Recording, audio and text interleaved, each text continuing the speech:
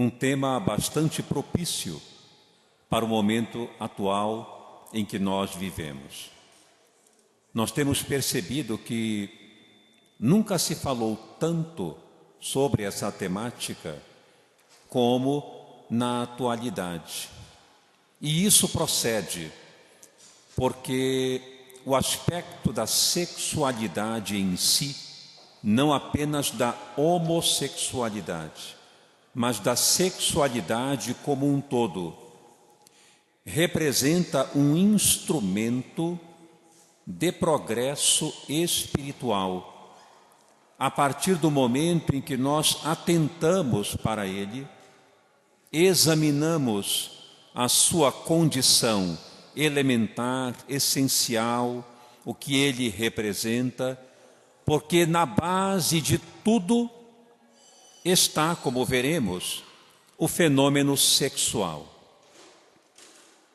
O tema da sexualidade tem intrigado e também instigado praticamente todos os setores da investigação humana, no campo da ciência, no campo das pesquisas sociológicas, no campo das pesquisas psicológicas, tem-se estudado vigorosamente o aspecto da sexualidade, tornando esse fator um ingrediente primacial nas diversas linhas de expressão do ser humano, no campo biológico, no campo psicológico, social, histórico. No campo biológico, como nós sabemos, expressando a procriação ou a perpetuação da espécie. No campo psicológico, expressando a afetividade, a relação entre os seres. No campo social, estabelecendo a agregação, a formação de grupo. E no campo histórico, fazendo com que os indivíduos, a coletividade, crie mais, trabalhe mais, produza mais, portanto, se eleve mais. Então nós podemos dizer que a sexualidade está presente em um aspecto de 4 instâncias. A pessoa faz sexo. A pessoa se relaciona com as outras por meio da sexualidade. Ela agrega, forma grupo, estabelece comunidade por meio da sua sexualidade. E por fim, ela se eleva, ela se desenvolve, ela cresce por meio da sexualidade. Coube a Sigmund Freud, o fundador da psicanálise, inaugurar uma discussão profunda acerca dessa temática, apresentando a sua teoria da personalidade com base na energia sexual, que ele chamou de libido. A libido, que vem do latim, que significa desejo, agrado, desejo sexual. Ele estabeleceu esse termo para definir o móvel da força humana na direção de um objetivo existencial.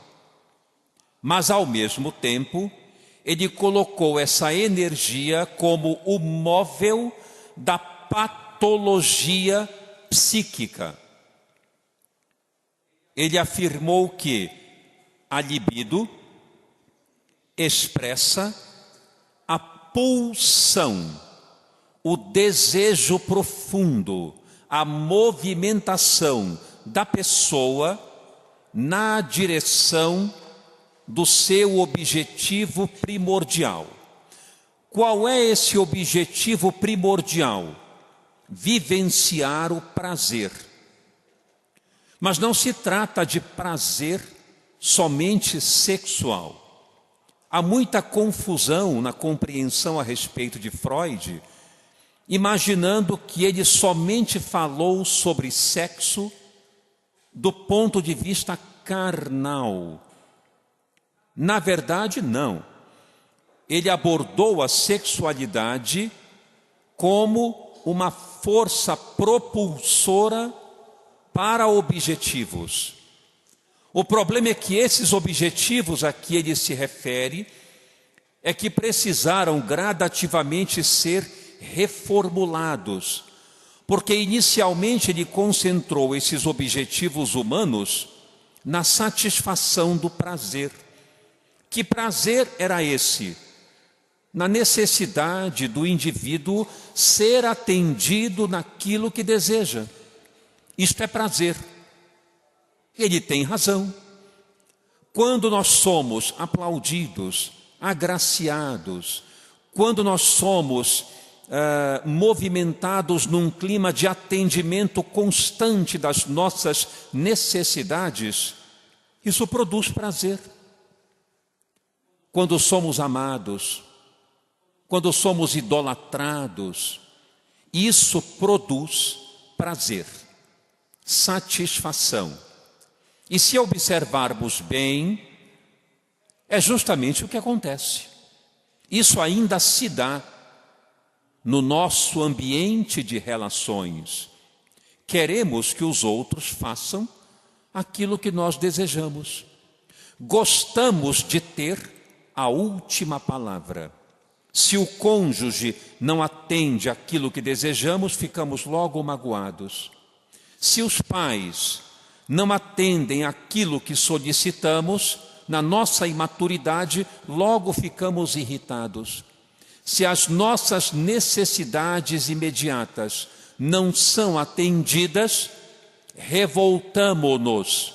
Então ele tinha razão nesse processo teórico de expressão da libido. Nós estamos movimentados para um clima de satisfação do prazer.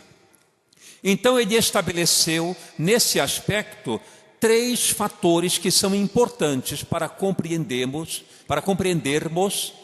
o conceito do que representa sexualidade, ou da nossa manifestação de impulso sexual profundo. Ele disse que o ser humano está entre 2 polaridades. Ele está entre aquilo que ele deseja e que parece irrefreável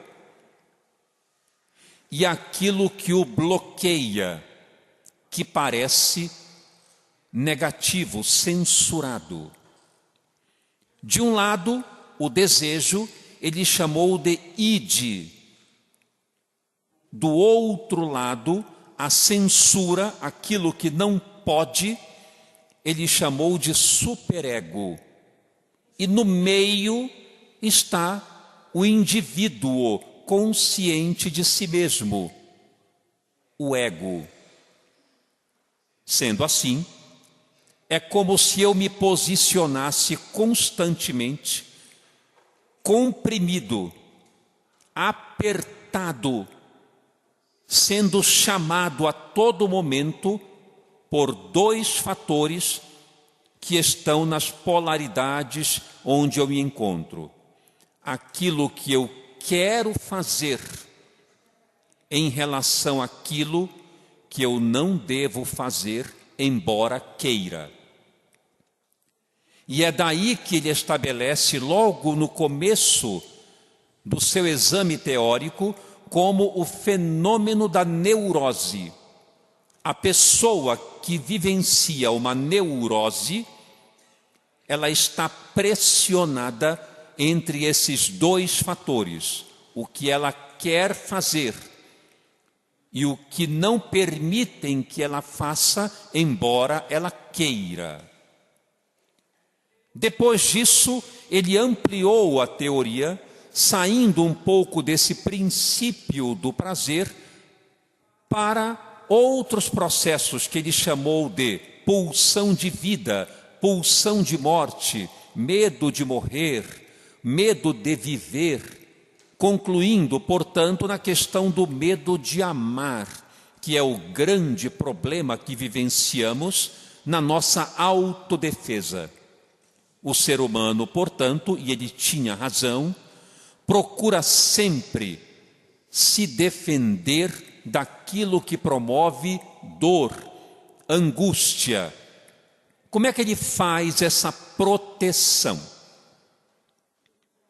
Ele reprime a sua sexualidade ou a sua energia sexual.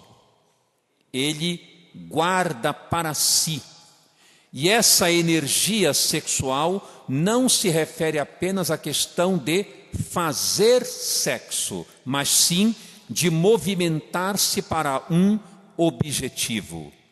Quando temos medo, receio, quando ficamos preocupados com algo que pode nos machucar, reprimimos essa energia sexual, guardando-a para nós. E isso se estabelece como um processo neurótico. Por exemplo, na prática, digamos que eu tenha um relacionamento afetivo com alguém, mas na minha cabeça eu guardo uma ideia profunda de que eu não sou uma pessoa merecedora de afeto e de amor. Eu acredito que os outros estão sempre melhores do que eu. Eu imagino que as pessoas merecem ser felizes muito mais do que eu. Eu não mereço ser feliz. Eu guardo isso dentro de mim, no meu inconsciente. Eu não tenho consciência disso. Mas como é que eu faço para agir no mundo se eu creio que não mereço ser feliz? Eu reprimo, eu guardo, eu tranco a minha energia sexual. De que modo? Evito fazer muitas coisas boas.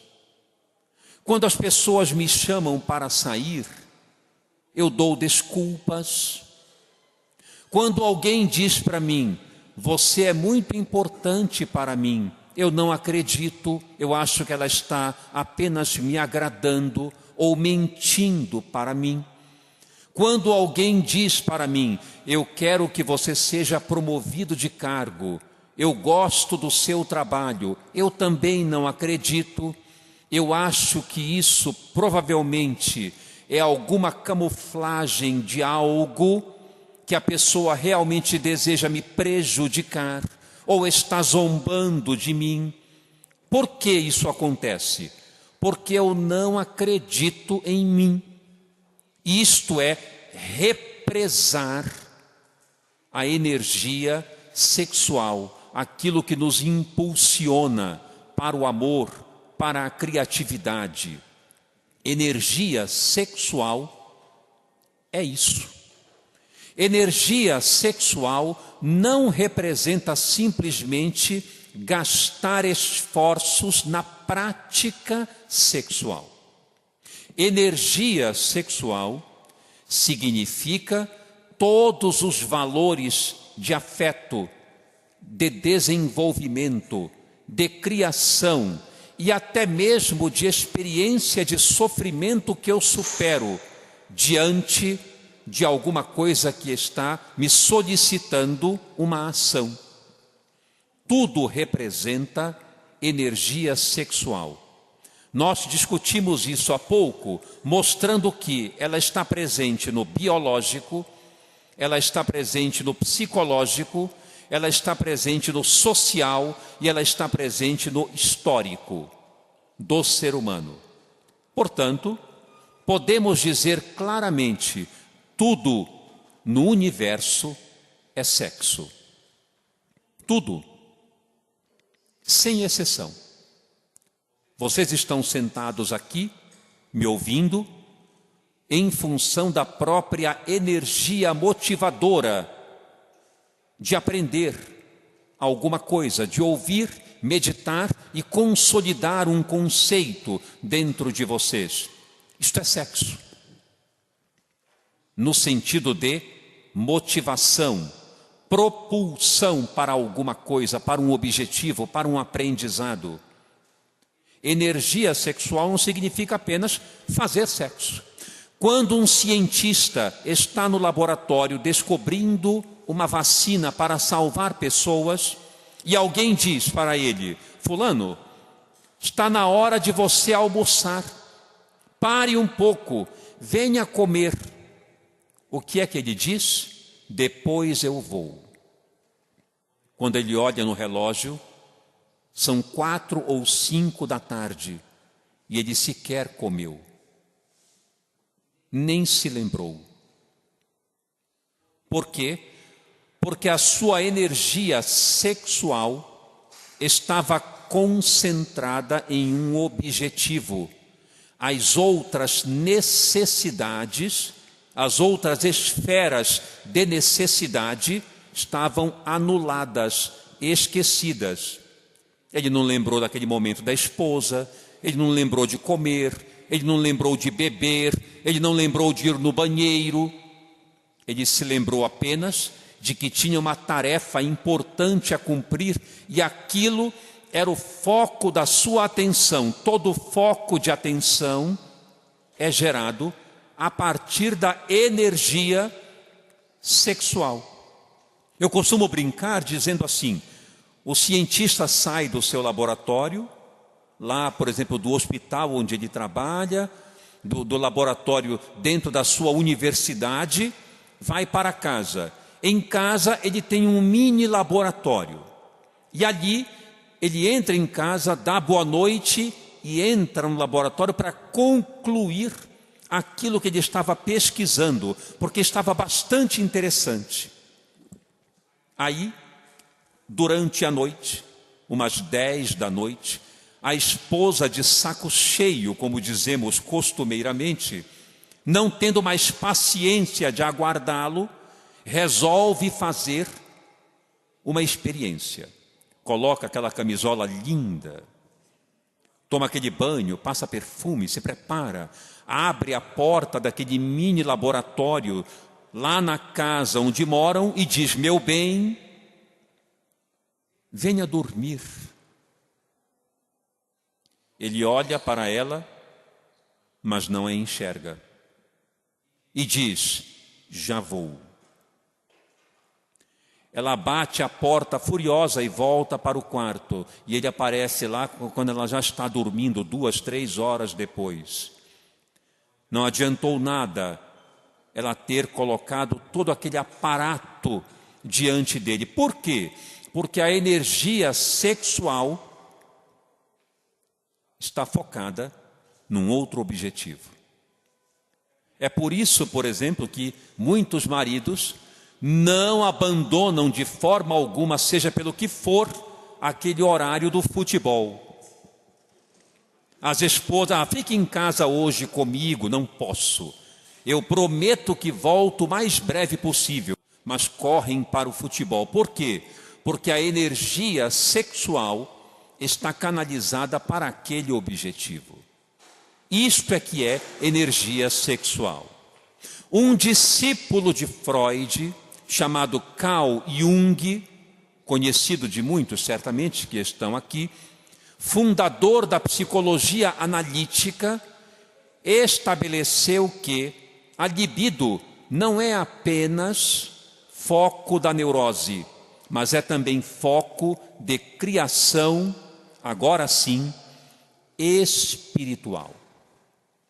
Ele aprofundou a análise da libido, dizendo que a criatura humana, como dimensão profunda em espírito, também dispõe dessa energia sexual, relacionando, portanto, a energia sexual ou da libido com a alma, não apenas com a questão orgânica ou psíquica, mas com a alma na sua profundeza.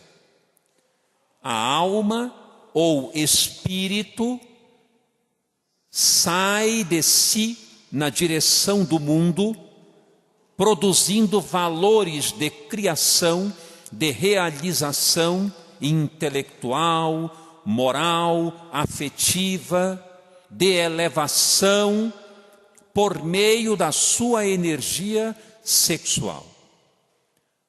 Mas no campo biológico está a nossa grande preocupação, associada à questão psíquica. Porque no campo biológico temos duas polaridades, o gameta masculino e o gameta feminino.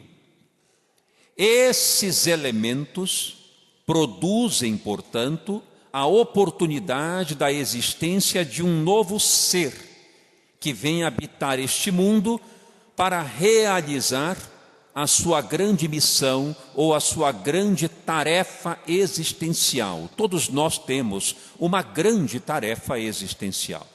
Nós não estamos aqui a passeio ou simplesmente jogados no mundo a esmo para simplesmente vivermos. Estamos aqui porque temos uma razão fundamental para viver. E essa expressão biológica se dá no masculino e no feminino. E é isso, por sua vez, que perpetua naturalmente a espécie, pelo menos no nosso planeta, até onde conhecemos do ponto de vista científico e cultural, sociológico. Entretanto, desde quando o mundo existe, desde quando se toma conhecimento da realidade humana, é conhecido que alguns indivíduos adentram o mundo com um sinal bastante interessante, que até então era muito curioso, mas já estamos consolidando como uma experiência, uma fenomenologia natural. Alguns indivíduos, hoje uma expressão muito significativa deles, têm o que denominamos de incongruência entre os seus aspectos psicológicos e os seus aspectos anatômicos. O aspecto psicológico assume uma característica, que é o que conhecemos como o ego, de que eu falei há pouco. A consciência de si, como masculino ou como feminino. E a anatomia, a expressão orgânica, também como feminino ou como masculino. Há uma incongruência em relação a isso. A pessoa que vem ao mundo como sexo masculino percebe que tem uma inclinação, percebe que tem um desejo sexual pelo mesmo sexo, por alguém do mesmo sexo. E isso se dá por várias questões, como vamos estudar nesse momento. Em O Livro dos Espíritos, questão número 200, Allan Kardec interroga as entidades, questionando: os espíritos têm sexo? E a resposta é: não como entendeis. Porque o sexo está ligado a uma questão orgânica, biológica. Eles têm afinidade entre si, unem-se por afinidade, por sensibilidade, por inclinação uns aos outros. E ele prossegue perguntando, um espírito nasce no corpo masculino, pode depois vir a encarnar como mulher? E ele declara, sim. A resposta é evidente, claro que sim. Porque são os mesmos espíritos que encarnam num corpo masculino ou feminino. Porque os espíritos não têm sexo propriamente. E a última pergunta que ele aborda sobre isso, são apenas 3 perguntas, vejam só. Fundamentalmente em relação a essa questão do sexo. E ele aprofunda perguntando, o espírito prefere reencarnar como homem ou como mulher? Já que pode reencarnar como ambos. A resposta é, pouco importa. Depende das provas pelas quais tem que passar. Por que essas perguntas são tão importantes? Em primeiro lugar, porque o espírito, a essência, o princípio inteligente, não tem sexo. Quando se refere a não ter sexo, é porque ele não tem a estrutura orgânica que determina o sexo biológico. Como nós temos o gameta ali, o par de cromossomos XX ou XY, feminino ou masculino. O espírito não tem esse fator. Portanto, ele é predisposto a ambos os sexos. Podemos dizer, portanto, que o espírito, por excelência, não tendo sexo, ele está predisposto à bissexualidade. Perfeitamente aceitável. Ele está predisposto, portanto, à bissexualidade. Ele pode vir ao mundo no sexo masculino, como pode vir ao mundo no sexo feminino. Praticamente podemos dizer que no momento em que nós nos encontramos aqui, nesta encarnação, todos nós já tivemos experiências nos 2 sexos. Porque não é possível ganhar experiência de completude emocional sem passar por esses 2 fenômenos de nascimento, no corpo masculino ou no corpo feminino. Quem aqui imagina que, sendo homem, nunca experimentou outra estrutura corporal, ou seja, a polaridade oposta, não se engane, porque já experimentou e vai continuar experimentando depois. Todos nós já passamos e vamos passar pela polaridade oposta em outras encarnações, porque isto é da lei e isto é necessário. E não há, isso vale a pena lembrar, não há qualquer conflito no momento da encarnação quando mudamos de polaridade.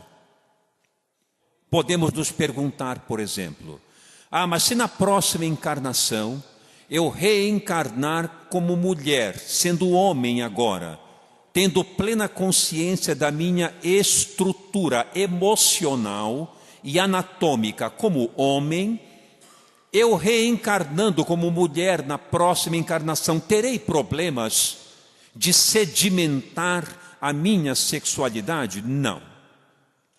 Não terá. Veremos já quais são os fatores que promovem isso. Não terá nenhuma dificuldade.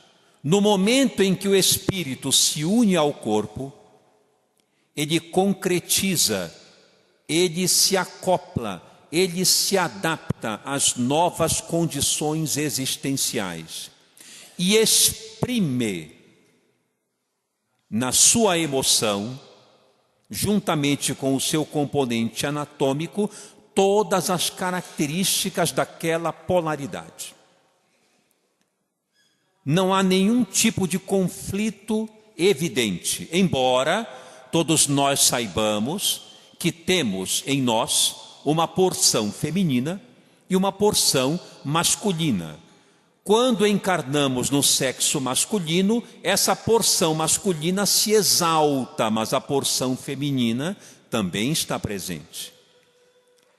É o que Jung chamou de ânimos no masculino e ânima no feminino. Todos nós temos essa expressão. Quando nós nos aproximamos, por exemplo, de um poodle, um lindo poodle, e dizemos, mas que coisa graciosa, e colocamos no colo, acariciamos, ficamos agradando, dizemos o quanto é lindo. Nós, homens, estamos expressando a polaridade feminina em nós. Quando vamos visitar um bebê que acaba de nascer, de um parente nosso, e colocamos aquele bebê no colo, embalamos, acariciamos, conversamos com ele de modo infantil, estamos expressando a ânima que há em nós.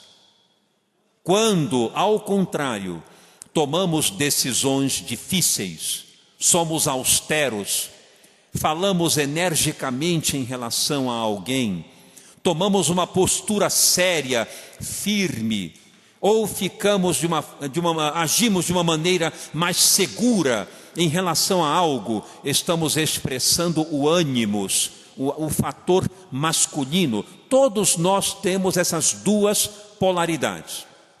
Porém, várias pessoas manifestam do ponto de vista de afetividade e sexualidade a inclinação para o mesmo sexo, o que nós denominamos isso de homossexualidade. A palavra homossexualidade é uma palavra híbrida, ou seja, ela vem de dois elementos, do grego e do latim. Homos, que quer dizer no grego antigo igual, e sexus no latim, que quer dizer sexo. Então é a inclinação sexual para um igual, do ponto de vista anatômico. Isto é a homossexualidade. Portanto, primeira coisa que nós devemos identificar aqui: homossexualidade não é, em hipótese alguma, manifestação de perversão.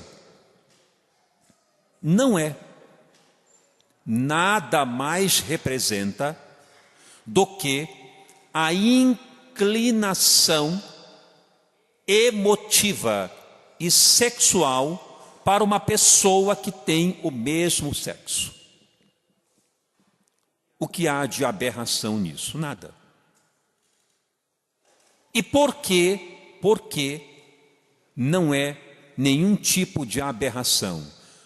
Porque normalmente as aberrações são escolhidas. Nós decidimos por elas. Quando nós pegamos uma arma e disparamos contra o nosso semelhante de modo violento, brutal, nós estamos praticando uma aberração. Estamos transgredindo a lei de Deus. Isso é uma escolha. Segundo aspecto, portanto, da homossexualidade. E isso que fique claro na nossa mente: homossexualidade não é escolha. Muitos por aí falam, eu tenho direito à minha opção sexual. Homossexualidade não é opção sexual. O termo está equivocado. Não se opta por ser homossexual. Homossexualidade é um arrastamento, é uma orientação, é uma inclinação irreversível. A pessoa até pode ter relação com o sexo oposto, até pode ter. Porém, homossexualidade, para que se consagre como tal, e isso é importante termos em mente, é um arrastamento ou inclinação, não é uma escolha, Você prefere as loiras ou as morenas? De vez em quando alguém pergunta isso. Isso é escolher. Você prefere o molho branco ou aquele outro molho escuro? Isso é escolher. Você prefere mais a carne escura ou a carne branca? Isso é escolher. Então eu posso escolher. Hoje eu quero tal coisa, amanhã quero outra. Homossexualidade não se escolhe. Surge. E não há como frear esse impulso. Toda vez que a pessoa está em dúvida, normalmente ela não é homossexual. Muitas vezes o rapaz, por exemplo, fica em conflito consigo. Ai meu Deus, será que eu sou? Não estou entendendo muito o que está se passando dentro de mim. Eu estou tão confuso. Geralmente não é. Porque o homossexual, o seu conflito normalmente é com aqueles que não o compreendem, não com ele mesmo. Ele tem conflito normalmente em relação à sociedade, que muitas vezes não o aceita, que o recrimina, que zomba dele. Esse é o conflito que ele tem. Não em relação ao que ele sente. Ao que ele sente, normalmente ele está muito bem definido. Tanto é que ele faz tudo para que os pais compreendam. Entra em angústia para contar, não para se entender.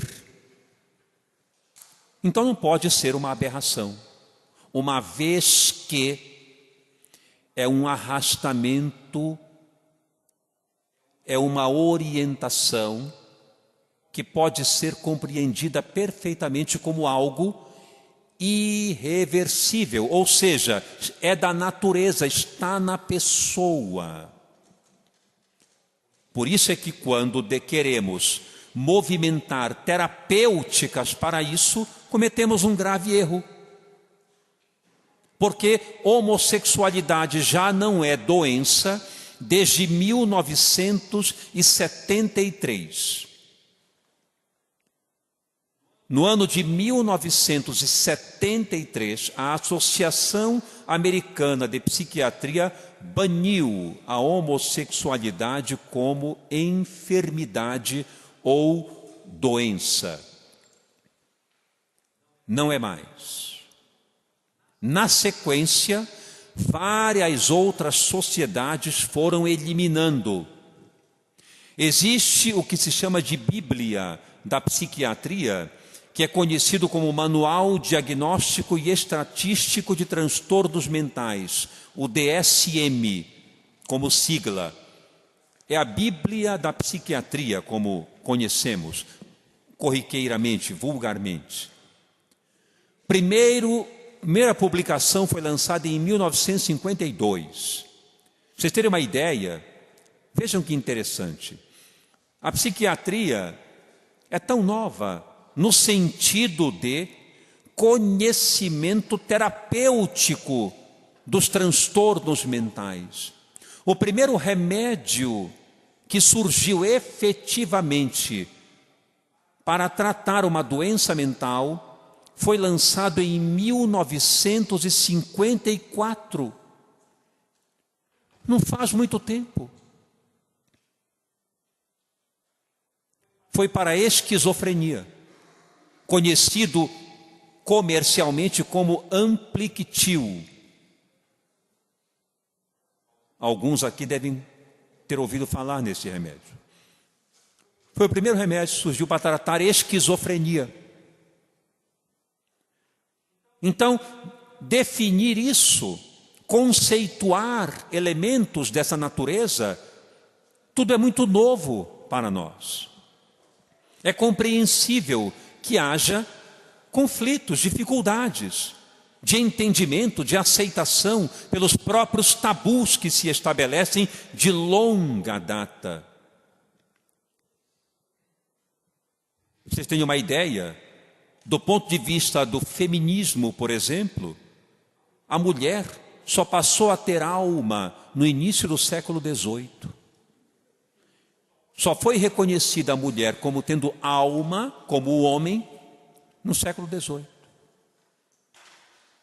Vejam a nossa ignorância, que ainda existe e que é tão recente, a puerilidade, a infantilidade com que tratamos essas coisas. Então a homossexualidade deixou de ser doença na década de 70, logo no começo, 1973. Depois, as demais sociedades, a Associação Brasileira de Psiquiatria, em 1984, retirou da sua classificação de doenças, ali,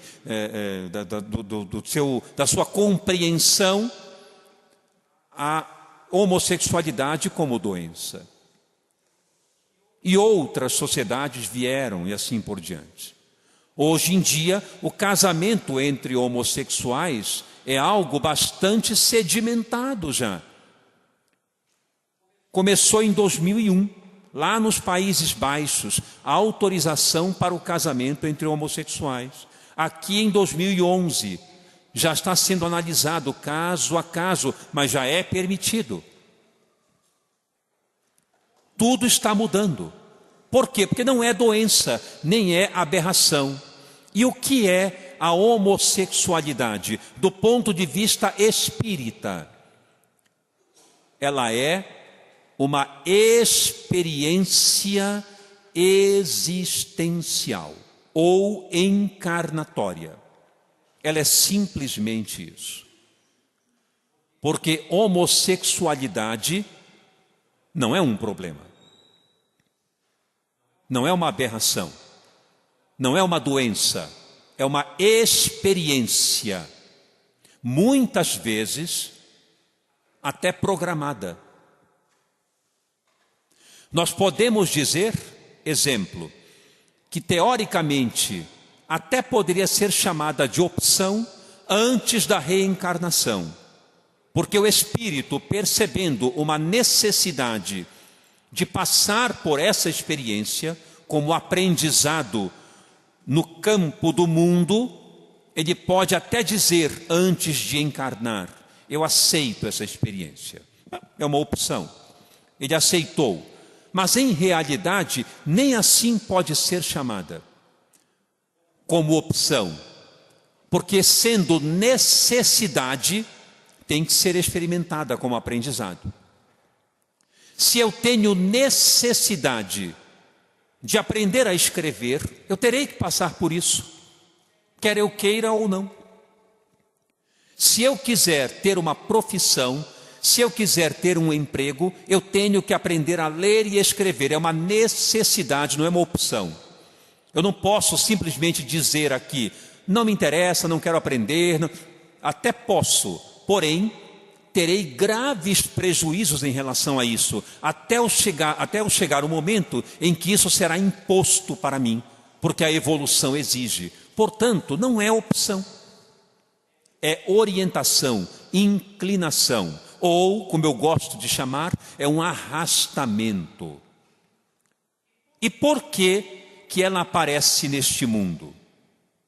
Por quê? Teoricamente, deveríamos ter homens e mulheres apaixonando-se uns pelos outros em polaridades distintas. Os opostos se atraem, como costumamos dizer. Teoricamente seria assim.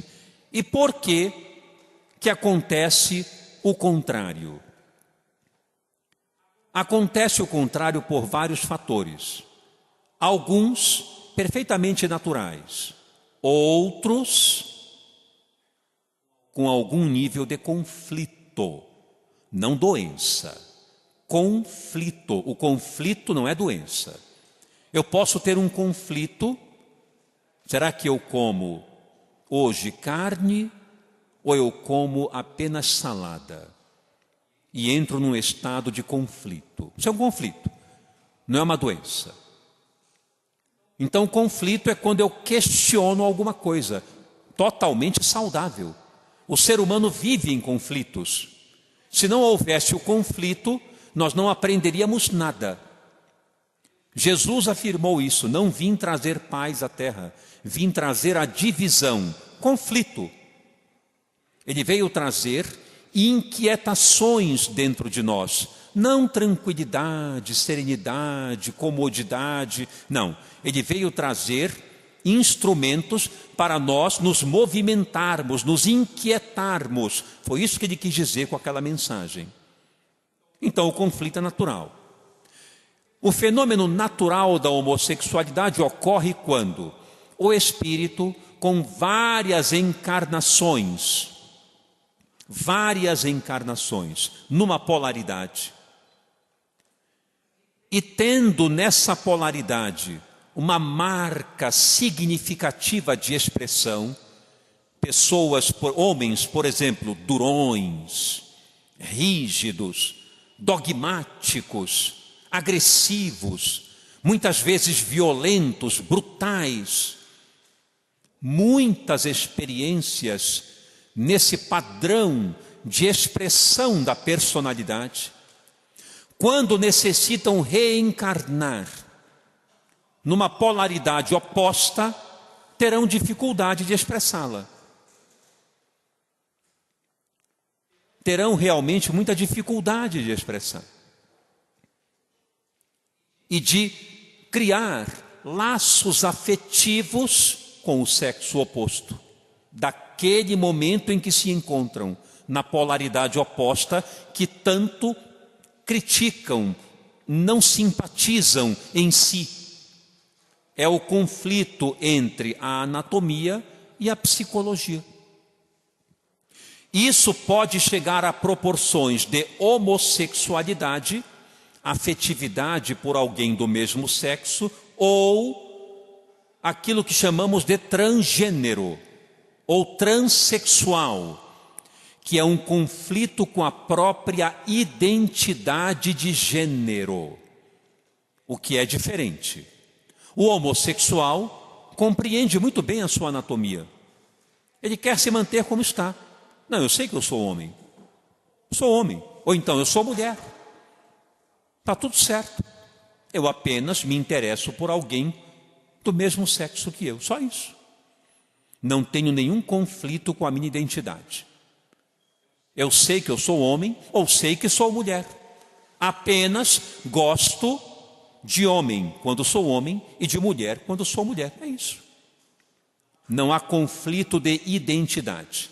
No transexual há conflito de identidade. Eu estou num corpo de homem, mas não sou. Pode esquecer que eu não sou. Atendi certa vez no consultório uma moça que chegou, veio profundamente angustiada e disse: eu quero uma autorização, eu quero um laudo para dizer que eu estou em perfeita sanidade mental, porque quero extrair as mamas. Isto aqui que eu tenho é ridículo em mim, porque eu não sou isso. Trata-se, portanto, de uma dificuldade, um grave conflito. Não é doença, conflito de identidade de gênero. Isso já não é mais doença. Transgênero deixou de ser doença agora no último catálogo, na última reformulação do DSM, que eu comentei, que na sua 5ª edição já não é mais enfermidade ou doença. É apenas um estado que chamaram de disforia de gênero. Disforia é alguém que está em conflito, em angústia, em sofrimento com aquilo que é, como gênero, como polaridade masculina ou feminina. Nós chamamos isso de disforia.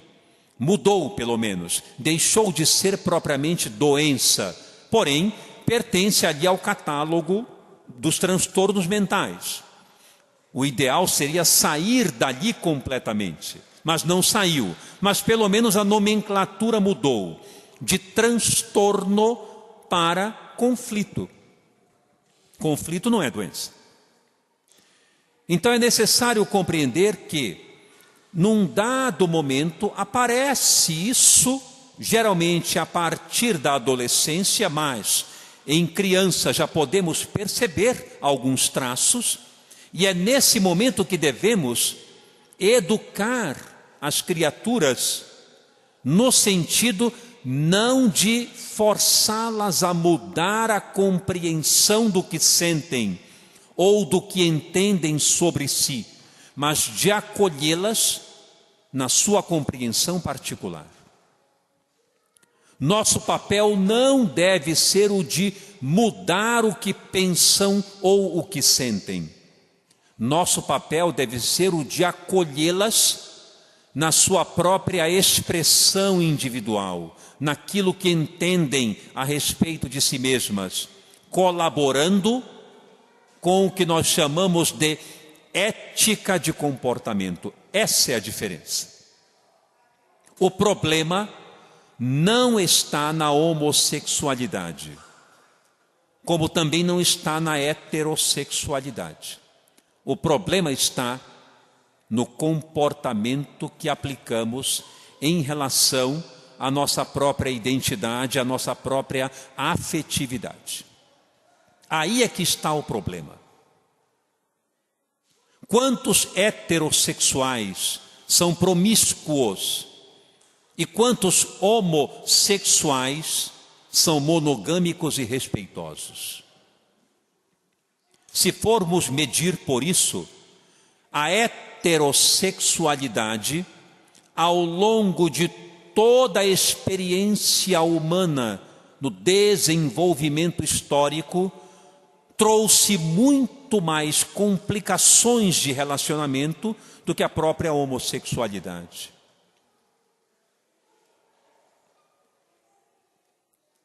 É preciso que compreendamos que os tempos estão mudando e as relações vão se modificar com muita naturalidade. Por que isso está acontecendo? Pela necessidade de mudança de experiência, de sentimento e de comportamento que necessitamos aprender a transformar, a educar. Do ponto de vista natural, a homossexualidade aparece porque muitas vezes, embora seja isso incomum, algumas vezes sedimentamos tão firmemente uma polaridade, tornamos aquilo tão arraigado, que quando mudamos para uma nova experiência na polaridade oposta, temos dificuldade de saber lidar com isso. Esse é um fenômeno natural. Mas o fenômeno conflituoso também se dá quando, nas experiências em uma polaridade, empregamos mal a nossa sexualidade, criando no perispírito, a partir do campo mental, um complexo de culpa em relação ao que aplicamos quanto a nós e ao nosso semelhante, trazendo para a nova experiência, em outra polaridade, os conflitos vividos anteriormente. Não sabendo agir aqui, passamos então a experimentar conflito de afetividade, interessando-nos por pessoas do mesmo sexo. Então a homossexualidade também pode significar uma experiência encarnatória decorrente de conflitos pregressos no comportamento. Pessoas, por exemplo, que destruíram lares através do comportamento sexual promíscuo, perturbando maridos, perturbando esposas, perturbando os lares. Pessoas que, como hoje ainda acontece, saem sábado à noite e no domingo de manhã não sabem sequer com quem se relacionaram, escolhendo a esmo um objeto para o seu prazer, e a cada final de semana divertem-se de forma promíscua, multiplicando relacionamentos sexuais sem qualquer conotação afetiva, simplesmente banal, orgânica, mecânica.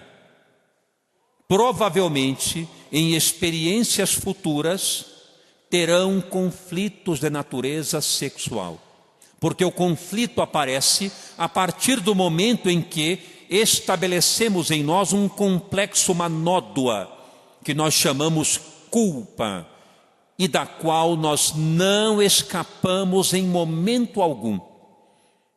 Por mais que imaginemos, aquilo passou, deixa para lá, vida nova, já esqueci. Mas a marca ficou. Essa coisa de já esquecer não significa que aprendeu. E o que não se aprende se repete. A pessoa que entra no banco escolar ao longo do ano e pula o muro da escola, brinca demais e não passa de ano, ela repete. O que não se aprende se repete. Não adianta chegar no fim do ano, ser reprovado e dizer: agora caí em mim. É verdade, fiz uma grande bobagem ao longo do ano, isso não se repetirá mais, não se repetirá mais. Pode concordar, deixe-me passar de ano que eu vou mudar. Negativo, vai repetir. É assim que Deus trabalha conosco, porque Ele olha lá no nosso âmago, na nossa essência, e percebe que, embora possa ter havido algum arrependimento, não houve aprendizado. Qualquer estímulo adicional pode nos desviar para o mesmo equívoco. Não é assim com a comida? Pegamos um pote de sorvete, tomamos metade e dizemos: que coisa triste que eu fiz. Não deveria ter feito isso. Eu estava na minha dieta. Como é que eu pude falhar? Agora caí em mim. Consigo reconhecer a bobagem que fiz. Pega aquele resto de sorvete, dá para alguém, liberta-se daquilo e diz: chega, para mim chega. Na outra semana, passando na casa de um amigo, alguém diz: fulano, você não quer um pouquinho de sorvete? E aí nós dizemos: meu Deus, por que você foi me oferecer? Você sabe que eu gosto tanto disso. Tá bom, vai, só um pouquinho. Erramos de novo. Basta ter um pequeno estímulo. Então Deus, percebendo isso, faz a gente repetir a experiência, porque sabe que nós não aprendemos. Como é que Ele faz isso? Ele elabora experiências que nos chamem a atenção para o novo aprendizado. E como é que a gente aprende? Entrando em conflito. Sem conflito, não há aprendizado. O aluno que não passa pela prova final, que é um grande conflito, ele tem que estudar, porque ali tem uma prova. Entre ele existe o estudo e o teste. É o conflito, são as polaridades que eu disse no começo. Sem isso, não tem aprendizado. Então Deus elabora experiências que estabeleçam conflito para que nós possamos aprender a lidar com a experiência. Homossexualidade é uma delas. É uma experiência que fará com que nós eduquemos a nossa afetividade. E não significa dizer: não quero me envolver com ninguém. Essa lição da homossexualidade está me dizendo para que eu fique completamente sozinho, para que eu ignore tudo, meus sentimentos, meus desejos, de forma alguma. O Humberto de Campos Espírito afirmou certa vez, se não me lembro, se não estou enganado, no livro Boa Nova, ele afirmou: se você tem a inclinação homossexual, eleja alguém, relacione-se com esta pessoa do mesmo sexo, crie laços seguros de afetividade, ame esta pessoa e entregue-se ao estado monogâmico de respeito junto com esta pessoa e prossiga a sua vida naturalmente. Humberto de Campos Espírito. Outros, como Chico Xavier, afirmaram: se Deus oferece ao ser humano inúmeras potências energéticas, a inteligência, a capacidade de reter informações, as potências da experiência, os pés para andar, as mãos para produzir coisas, o pensamento, o raciocínio, a emoção. Se todas essas potências existem para o engrandecimento do indivíduo e da coletividade, por que o sexo seria algo ligado ao pecado? Ligado a um fenômeno abominável. Por quê? E aí nós podemos complementar: por que alguém que tem afeto por outrem do mesmo sexo pode ser considerado alguém anormal? Por quê? Se o espírito em si não é nem homem nem mulher no campo da afetividade. Não é. O Dr. Bezerra de Menezes se apresenta como homem porque ele está muito mais sedimentado nessa polaridade do que na outra. Joana de Ângeles se apresenta como mulher porque ela está muito mais inclinada a essa polaridade do que outra. E assim por diante. Nós podemos escolher no plano espiritual como nós desejamos nos manifestar como aparência. Mas aqui no mundo, uma vez instituída a carga genética e a sedimentação do estado psicológico, não podemos mais fazer escolhas neste ponto. Isto vem à tona e não nos segura. Então não podemos condenar a pessoa. Se tivermos um filho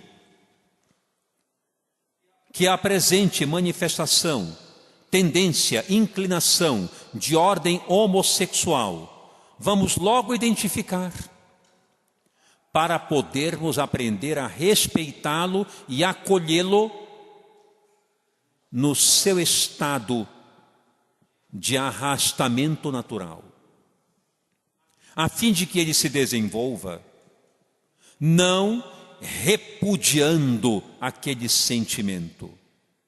Porque há pais que, embora tenham boas intenções, prejudicam de certa forma, porque a criança já começa a mostrar, por exemplo, algum nível de tendência homossexual.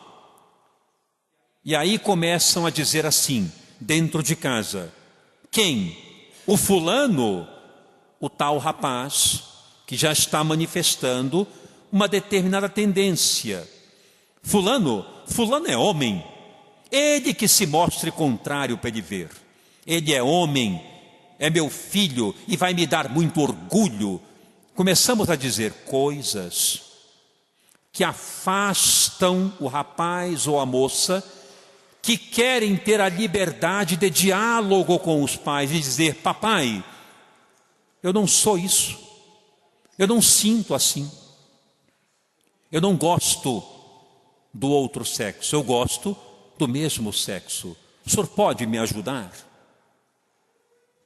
Começa assim, quando nós repudiamos, quando nós criticamos essa pessoa e nós a afastamos de nós, para onde ela vai? Buscar instrumentos e recursos de aprendizado onde é pior. No colega que não tem a menor experiência, no grupamento social que não tem qualquer posição segura para oferecer como mensagem de apoio. E aí o que acontece? Qual é a consequência? Promiscuidade e prostituição. É o que vai acontecer, fatalmente, porque nós não sabemos acolher, dar apoio. Portanto, o que nós precisamos fazer sempre, como regra fundamental, é trazermos os nossos filhos, ou aquele que está desejando o diálogo, para mais perto de nós, e dizer que o que ele está vivendo é perfeitamente normal, natural, é uma experiência que ele não pode evitar, que ele não precisa macular, criticar, ele não precisa se envergonhar. Porque se ele passar por isso de forma saudável, ou seja, monogâmica, respeitosa, se ele passar por isso, sairá daqui vitorioso no que precisa aprender. Porque a vitória não é deixar de ser homossexual, é passar por essa experiência com ética e respeito por si e pelo outro. É isso que nós devemos dizer.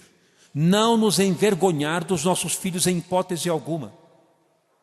Até porque ele não pode evitar. É uma ilusão. Está em voga aí tratamento para a homossexualidade ainda. Criou-se até um problema recentemente com um juiz que autorizou psicólogos a tratarem da questão da esfera homossexual. Porém, cuidado com isso. Não é bem assim. Aquilo que está escrito lá, que está gerando uma grande polêmica, não precisaria. Porque a única coisa que aquele juiz autorizou foi que aquele que está em conflito, que aquele que quer apoio para debater a sua orientação homossexual, aquele que quer conversar sobre isso, que tenha o direito de procurar apoio, foi só isso que ele autorizou. Está correto. Onde é que está o erro? Se eu necessito dialogar com alguém sobre algo que me inquieta, por que eu não posso buscar? Aí imaginou-se que agora os psicólogos vão tratar as pessoas para deixarem de ser homossexuais. Não foi isso que a liminar produziu. Não foi isso. O que foi produzido é todo aquele que necessita buscar um apoio profissional para os seus conflitos tem direito. Tem, claro que tem. Se eu tiver algum conflito, eu vou querer dividir com alguém. E nós, terapeutas, psiquiatras ou atendentes espíritas, nós temos o dever de dizer para a pessoa, claro, sente-se aqui, vamos conversar. O que é que passa pela sua cabeça? Conte-nos. Qual é o problema? É dever fazermos isso. Dever que façamos isso. Portanto, nós temos esse direito de buscar apoio. Agora, é normal, é saudável termos essa experiência como espíritos, porque vamos desencarnar e veremos que no futuro tudo teve sentido. Se soubermos conduzir a nossa vida de modo equilibrado, responsável, saudável. Então que fique essa mensagem para nós, em relação a tudo que está sendo discutido, a questão da novela que nós estamos vendo agora, da moça transexual. Vejam como acontece lá. É curioso, ela quer conversar com os pais, mas os pais, muito críticos, rigorosos, não permitem o diálogo. O que é que ela faz? Vai morar com um amigo. vai para a rua buscar apoio. Por que não dentro de casa? Por que não podemos dizer, sente-se e conte-nos o que é que lhe aflige? Qual é a sua angústia? É assim que deve começar o diálogo. E respeitar a posição de cada um que faz para si a tomada de decisão de prosseguir a vida conforme lhe aprouver. É assim que nós devemos respeitar e acolher aquele que tem a inclinação homossexual. Não é doença, não é aberração, não é vergonha, é experiência encarnatória. Muita paz a todos e um bom domingo.